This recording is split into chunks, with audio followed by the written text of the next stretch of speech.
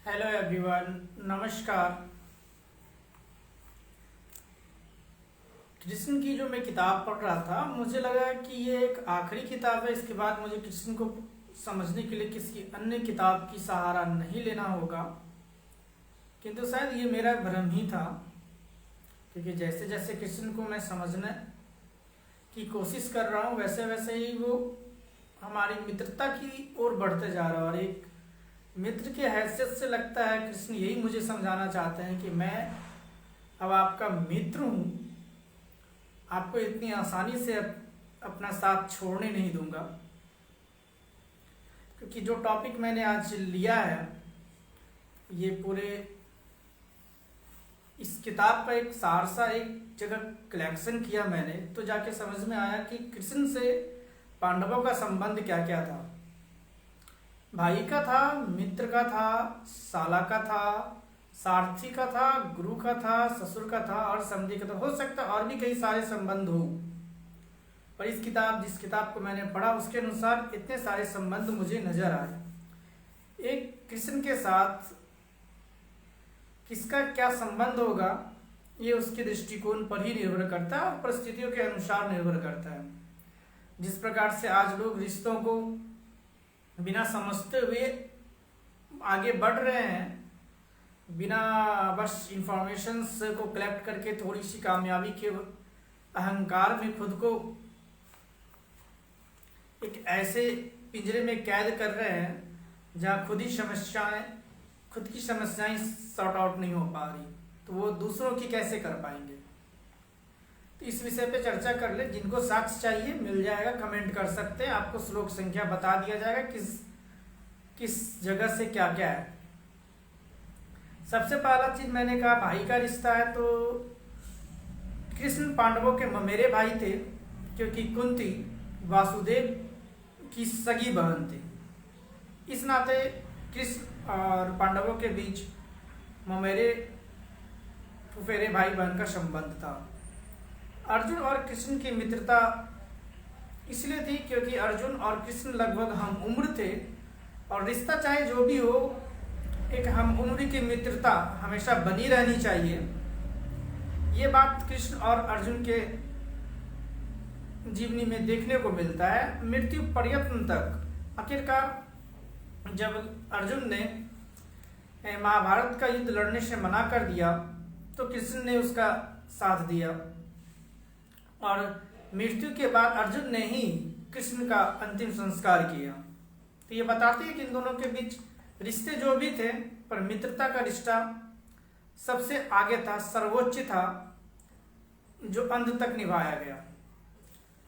सुभद्रा से अर्जुन की शादी कृष्ण ने करवाई थी, क्योंकि सुभद्रा और अर्जुन प्रेम करते थे एक दूसरे से। ये बात कृष्ण को पता चल गया था। इस नाते कृष्ण और अर्जुन के बीच जीजा और साली का भी संबंध था।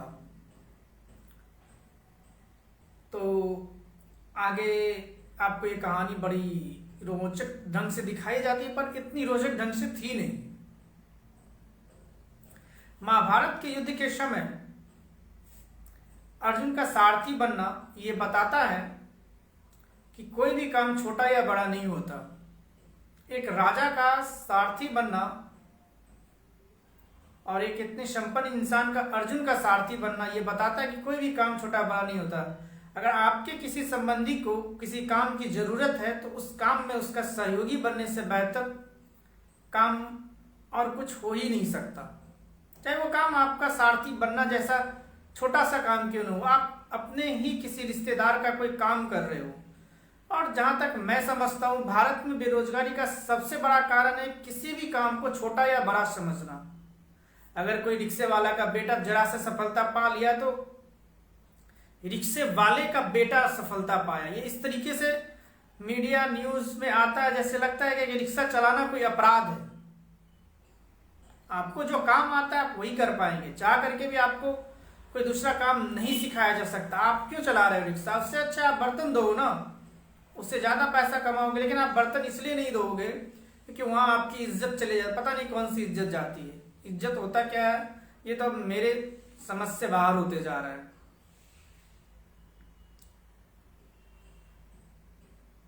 अर्जुन के बेचैन मन को दिव्य ज्ञान से भरकर पुनः युद्ध के लिए स्थिर मन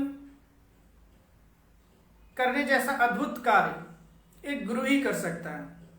सभी को पता है कि अर्जुन का मन इतना बेचैन हो गया था, जिसका शांत होना बहुत जरूरी था इस युद्ध के लिए, क्योंकि एक अर्जुन ही था जो कौरवों में कई सारे धनुर्धरों को परास्त कर सकता था। सभी को पता ही है, कर्ण, द्रोणाचार्य, अश्वत्थामा और भीष्म पितामह जैसे धनुर्धरों को परास्त करने का कार्य कुशलता सिर्फ अर्जुन में ही थी। ऐसे समय में अर्जुन का मन का विचलित होना अपने आप में युद्ध को हारने जैसा ही था। सहदेव का विवाह भानुमति के से हुआ, जो कृष्ण की पत्नी सत्यभामा के पहले बेटे भानु की बेटी थी। इस नाते कृष्ण पांडवों का ससुर या ददिया ससुर कह सकते हैं, तो ददिया ससुर लगे। बहुत ही दिलचस्प कहानी है इसके पीछे, तो मैं कहानी पर नहीं जा रहा, क्योंकि वो तो आप लोग बेहतरीन ढूंढ लेंगे, ढूंढ कर कमेंट करें कि क्या क्या कहानी है। समधी कृष्ण के बेटे शाम की शादी लक्ष्मणा से हुई थी, जो दुर्योधन की बेटी थी। बड़े दिलचस्प ढंग से हुई थी। शाम और लक्ष्मणा भाग गए थे, क्योंकि दोनों प्रेम करते थे और इस प्रेम को दुर्योधन स्वीकार नहीं कर सके थे, क्योंकि कृष्ण से उनकी बनती नहीं थी, सिर्फ इसलिए।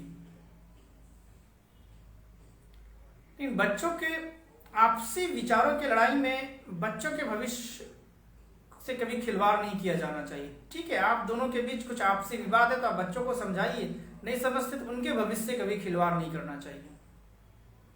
ये बात ये दर्शाता है, और कृष्ण के समझाने पर, औरों के समझाने पर दुर्योधन इस रिश्ते को मान जाता है, लेकिन ताउम्र वो कृष्ण से अपनी वैमनस्यता दिखाता ही रहता है।